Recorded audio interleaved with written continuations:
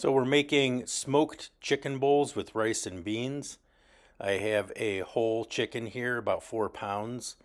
If you want to see how to spatchcock and brine a chicken, I have a previous video with that. So this has been brined in a quart of water, 1 cup of brown sugar, and a third a cup of kosher salt for about 12 hours. And it was spatchcocked. Uh, I'm doing a little different rub than I normally do, so because I want that Tex Mex flavor. My rub is going to be a tablespoon of ancho chili powder, a tablespoon of cumin, 2 teaspoons of coriander, 1 teaspoon of garlic powder, a half teaspoon of Mexican oregano, and a half teaspoon of dried cilantro. And then I kept a little bit behind there, as you can see, and that's going to be to mix in after I smoke this to 165 degrees internal. Smoking at 275 with cherry. And then we're going to shred it up like a pulled chicken to go on top of our bowls. And I'll show you how to make the rice and the beans.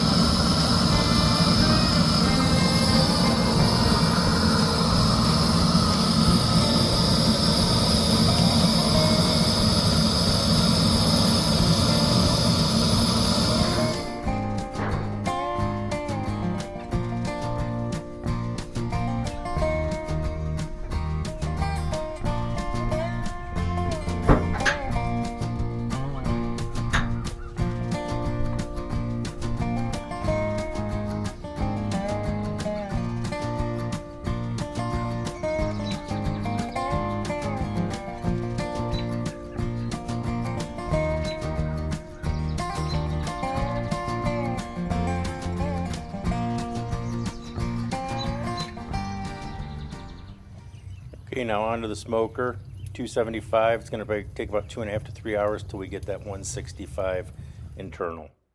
So I'll be cooking my beans from dry. These are painted pony beans. I grew them in my garden last year. They're similar to a pinto bean. I've got just under 1 cup of these beans. You can use other types of beans if you want, but I'm going from dry. So we'll get these into a pot and we'll get them ready to get going here on the stove.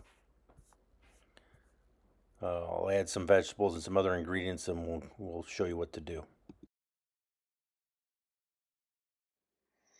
So here I've got my almost 1 cup of painted pony beans, or there's some similar like a pinto bean or dry bean, whatever dry bean you want to use. I have 2 cloves of minced garlic, about a couple tablespoons of diced red onion. I have several just pickled jalapenos here. These are hot pickled jalapenos. I'm going to cut those up. And my seasoning mix is a teaspoon of ancho chili powder, a teaspoon of cumin, half a teaspoon of black pepper, and a half a teaspoon of Mexican oregano, and a teaspoon of coriander. I will add salt later. I don't like to add the salt when the beans are simmering. I don't want them to be affected too much by the salt while they're first simmering from dry. And I do mine everything completely from dry beans. You can do the same recipe with canned. Obviously, you just don't have to let it simmer as long, and you can put all your ingredients at the same time. I just like using the beans, obviously, that I've grown myself. So nice chunks there. So I'm gonna get all the veggie portion into my pot.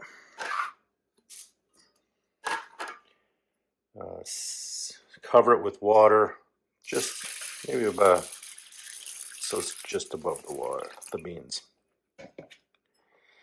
Now later I'm going to do more to this. I'm going to add salt, I'm going to add some tomato, and I'm going to add some cilantro, fresh cilantro, after it's simmered down for a while.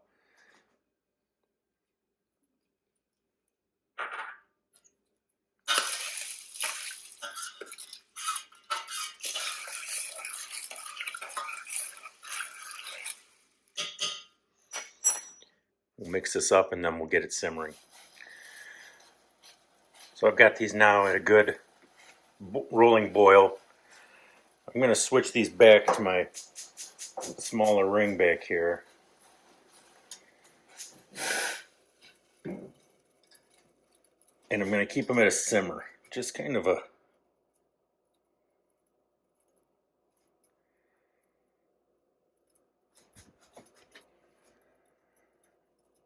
So they're still simmering, maybe a little bit more than this. And we're going to, every 15 minutes, I'm going to stir them and check them. And as they start to soften up, this will take, depending on the type of bean, this could take a couple hours or more. So as we go, as the water steams off it a little bit, I'll put a lid on it part way, and we'll keep adding a little more water to it to keep the water above the beans. So these beans are about halfway done, about an hour in, I think. They're softened, but they still got that little al dente crunch. Instead of adding water, I want to start adding a little bit of vegetable stock. So as it simmers down, start adding vegetable stock instead of water, or you can continue with the water. I just think it adds a nice flavor. I also, with mine, I'll add water, and then I have this pre-made vegetable stock, mirepoix, basically. Already cooked down into a paste for me. I keep it in my freezer. So I'm just going to pull off a chunk of it like that. Get in the, and that'll slowly dissolve in there, and I'll just continue to add water. I'm going to do a good sized pinch of kosher salt.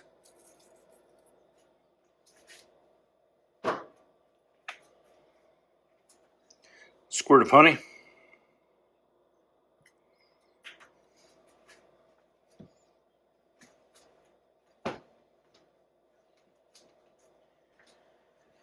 I've got a chopped up bunch of cilantro here. Again, I think a lot of these items are to taste. Obviously, if you don't like cilantro, don't put cilantro. There's those people that taste like soap to them. I use the stems and everything, just kind of chop them up and put them in there.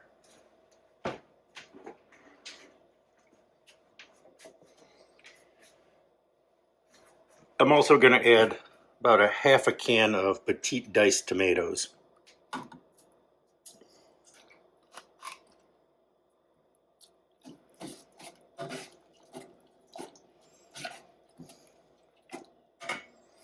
And then we're going to go back to the simmering every 15 minutes, giving it a stir and adding more liquid if needed.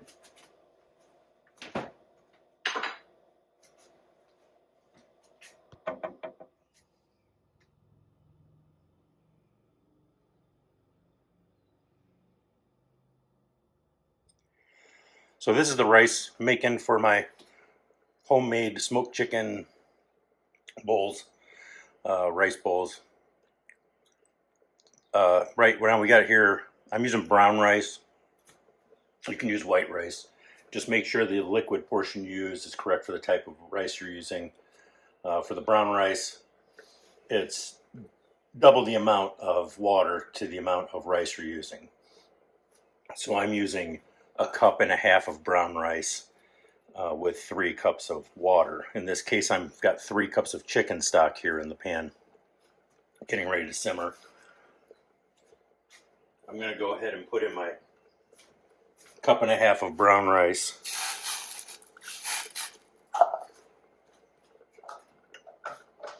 I'm going to stir that up and bring it into a simmer.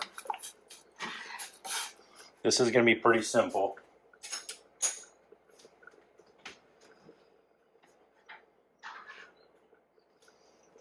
I got a bunch of cilantro here, leaves and a few stems as well too. You can omit that if you want, or change the quantity. So this is the last thing that I'm putting in here. This is actually a little less than half a teaspoon of tahini. And you're wondering why tahini is usually red and this is kind of a golden color. This is actually a habanero tahini. And it's got that little citrus flavor to it, plus the heat of the chilies, the habaneros.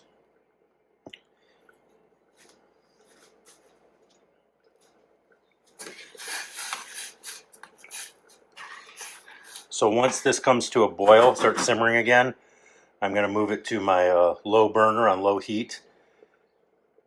Cover it, and this brown rice needs to simmer for 40 minutes. Set it aside for 10 minutes and then fluff it up and you're good to go. But follow the directions on whatever rice you're using.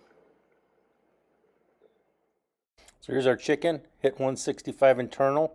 Gonna let it rest for about 20 minutes on the cutting board here at room temp, and then we're gonna cut it all up for our shredded chicken, pulled type chicken for our bowl.